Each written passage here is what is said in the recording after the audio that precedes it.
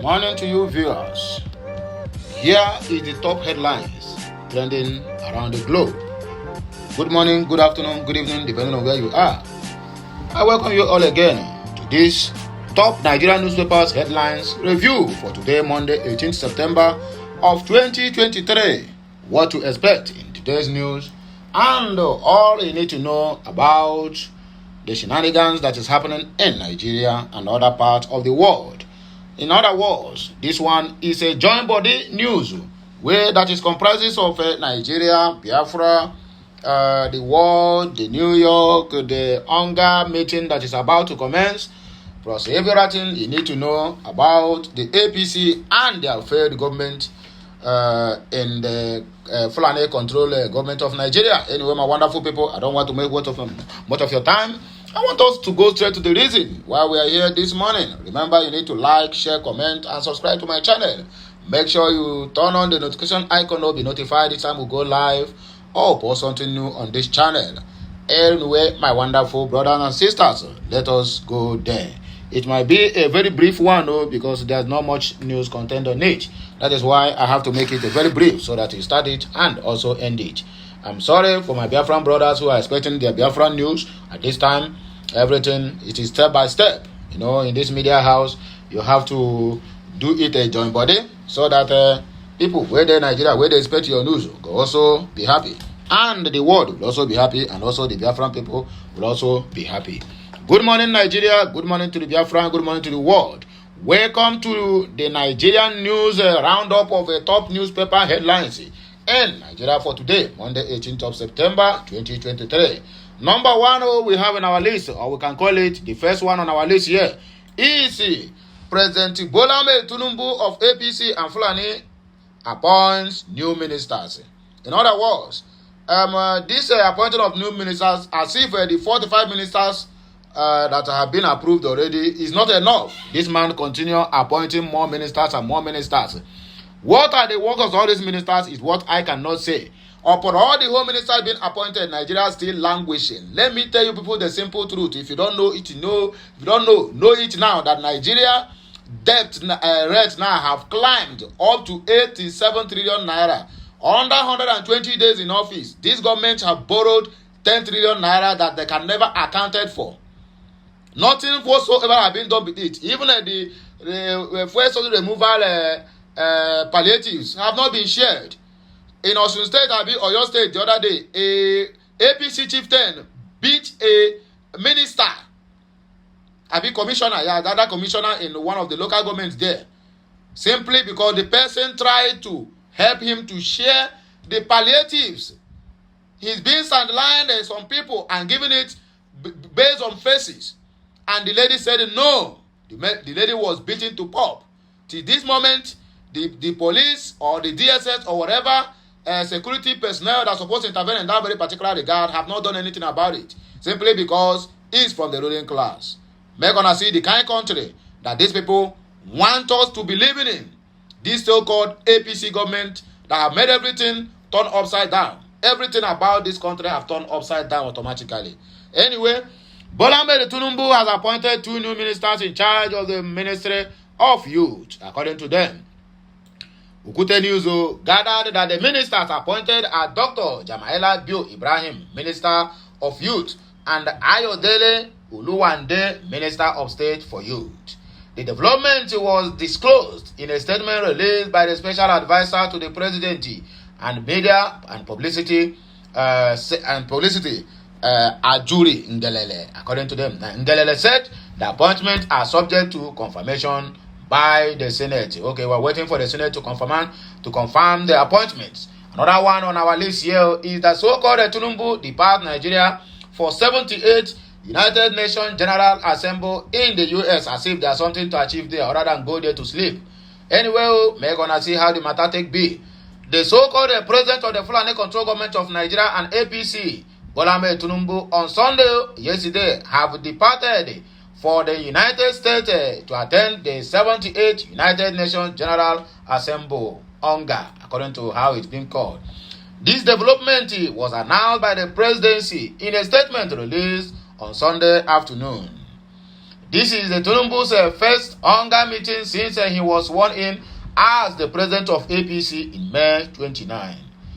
The so-called president is expected to hold bilateral meetings with the various world leaders, including Joe Biden, President of the United States of America, and von der Leyen, President of the European Union Commission, on the sidelines of the summit. In another development, Tinubu's spokesman, Ajuri Ngelale, also disclosed that his principal will meet with the global president of Microsoft, Brad Smith, and the head of global affairs for Meta Technologies, NIG. Ngelale said Tinubu's meeting with the duo will focus on strategies on how to improve Nigeria's digital transformation and leverage artificial intelligence. On the other hand, he is also expected to deliver his inaugural national statement on the floor of the United Nations headquarters on September 19. Are you sure he's going to do that? Anyway, we are waiting. Another one we'll have on our list here is Governor Adeleke, our dancing governor, declares curfew in 2 Osun local government areas.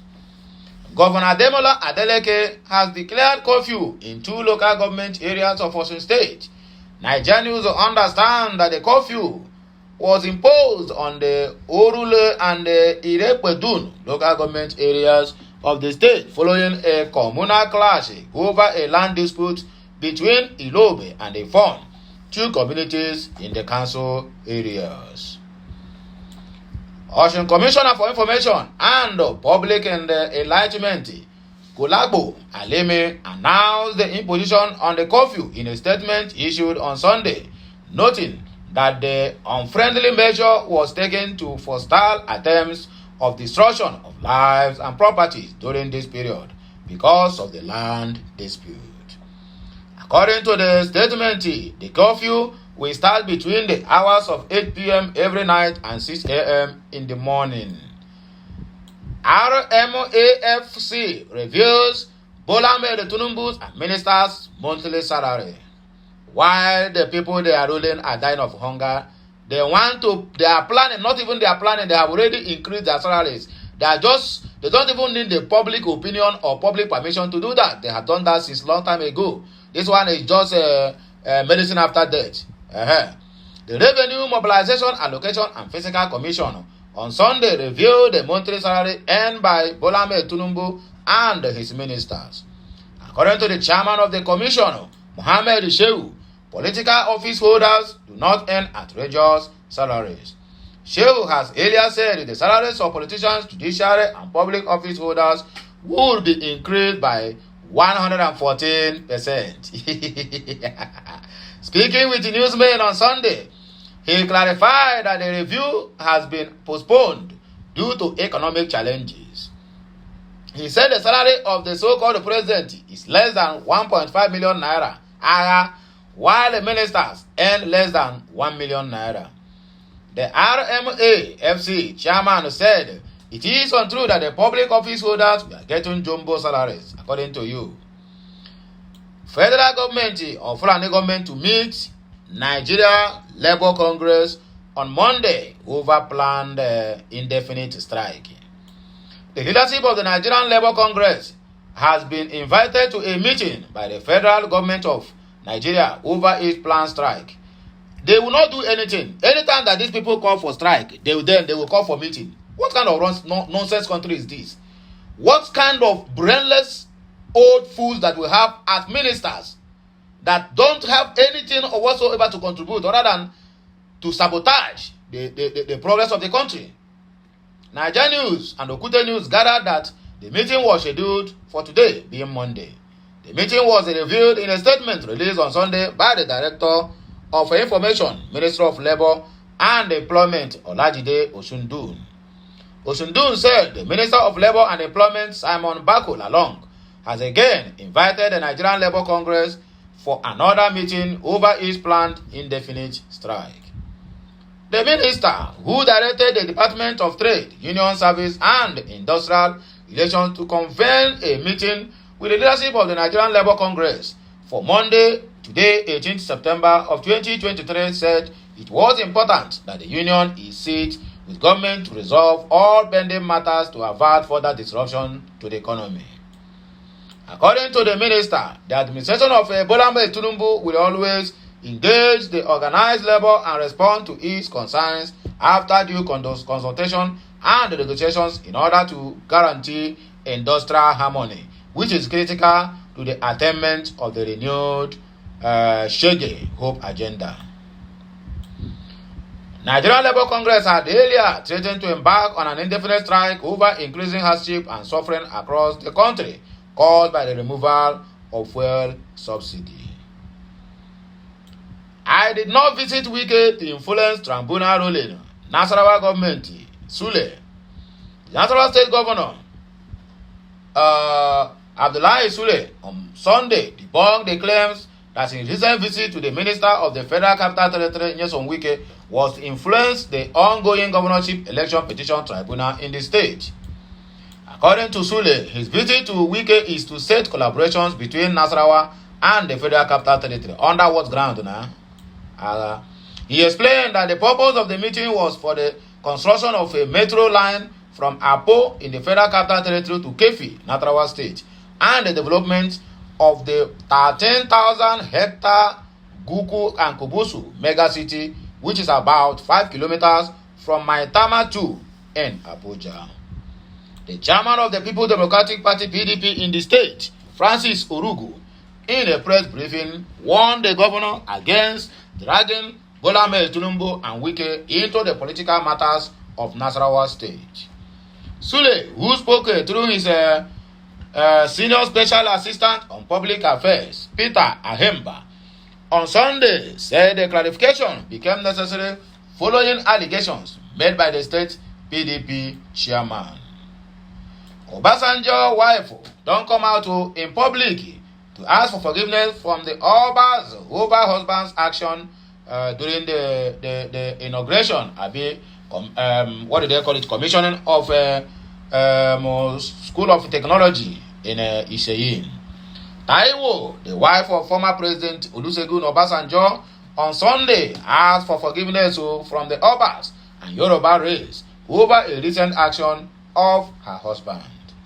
Recall that Obasanjo, who was a special guest of honor at the commissioning of projects executed by the Oyo State Governor Seyi Makinde, had chastised some Yoruba traditional rulers for not standing up to accord him respect as a former president. He consequently ordered them to stand up and recognize his presence. However, in a statement on Sunday titled Oyo Kings, a plea for forgiveness, Mrs. Obasanjo, who has two children, Olajunwo and Olubunmi, for the former president, begged for permanent and eternal forgiveness and pardon from all Yoruba sons and daughters worldwide, fathers and mothers, youths and teenagers and children, Christians and Muslim traditional worshippers, all leaders in Yoruba land and the Council of Kings in Yoruba land. Noting that she was appealing with humility as a mother, she begged the aforementioned to not avenge any of us the misdeed of Daddy Obasanjo. Finally, Tinubu appoints aides for Vice President Kashim Shettima. Bola Tinubu has reportedly appointed some aides, including the official spokesperson for the Vice President Kashim Shettima. Okute News understand the president appointed Stanley Nkwocha as the senior special assistant to the president on media office of the vice president. Also, Tokpe Fusua was appointed as the special advisor to the president on economy office of the vice president as well. According to the list, which was signed or cited by the nation on Sunday and also confirmed by a senior aide to the president, Muhammadu Abi Mohammed Bulama was also named as the senior special assistant to the vice president office on special duties. The list said Bola Tinubu has appointed new aides to the vice president's office, Stanley Nkwocha, SSA, media vice president office, and Tokpe Kolade Fusua, Special Advisor, Economy, Vice President Office, and Sadiq S. Jumbo, SA, Economy, Vice President Office. Dr. Mohammed Bulama, SSA, Special Duty, Vice President Office. Mahmoud Mohammed, Personal Assistant, Domestic North East, Vice President Office. Ahmed Ningi, SSA, Digital Media, and so on and so forth. So, my Biafran people, my Nigerian people, and the world at large, here we will take back break. I beg you, make on no kill me. This news, as I said earlier, it's going to be a brief one. So, make on do what? Make on help me to share this message so that everybody get to know the headlines, what they are to expect in the Nigerian Media House today, being Monday, the 18th day of September in the year of 2023. So, my wonderful people, help me share this message, like, comment, and also subscribe to my channel for a better videos in my next broadcast. Have a nice day. May the good Lord bless you all, the Father and the Son and of the Holy Spirit. As you do this, God will bless you. Thank you once again. Kemesiano.